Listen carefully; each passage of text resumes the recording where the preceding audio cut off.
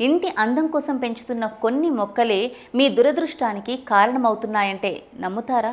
వాస్తుశాస్త్రం ప్రకారం కొన్ని రకాల మొక్కలు ఇంట్లో ఉంటే ఆర్థిక సమస్యలు, అనారోగ్యం, నెగిటివ్ ఎనర్జీ పెరుగుతాయట.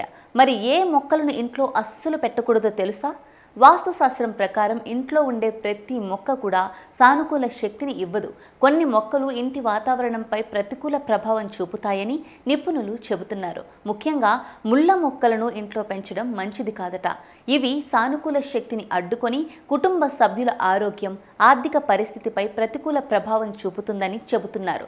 అలాగే జిల్లేడు మొక్కలు, పాలు కార్చే మొక్కలు కూడా ఇంటి లోపల పెంచకూడదని సూచిస్తున్నారు. వీటి వల్ల ఇంట్లో నెగిటివ్ ఎనర్జీ పెరిగే అవకాశం ఉందని వాస్తు నిపుణుల అభిప్రాయం. ఇంకా ఎండిపోయిన మొక్కలు ఇంట్లో ఉండటం అత్యంత అశుభంగా భావిస్తారు.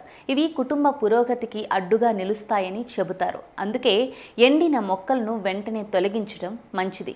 చాలా మంది ఇంటి అందం కోసం పెంచుకునే బోన్సాయ్ మొక్కలు కూడా వాస్తు ప్రకారం మంచివి కావట. ఇవి సంపద, అభివృద్ధిని అడ్డుకుంటాయని నమ్మకం. అలాగే తీగలు ఎక్కువగా వ్యాపించే మొక్కలు కూడా ఆర్థిక సమస్యలకు కారణమవుతాయని చెబుతున్నారు. అందుకే వాస్తు ప్రకారం ఇంట్లో మొక్కలు పెంచే ముందు అవి సానుకూల శక్తిని ఇస్తాయా లేదా అనేది తప్పకుండా తెలుసుకోవాలని నిపుణులు సూచిస్తున్నారు.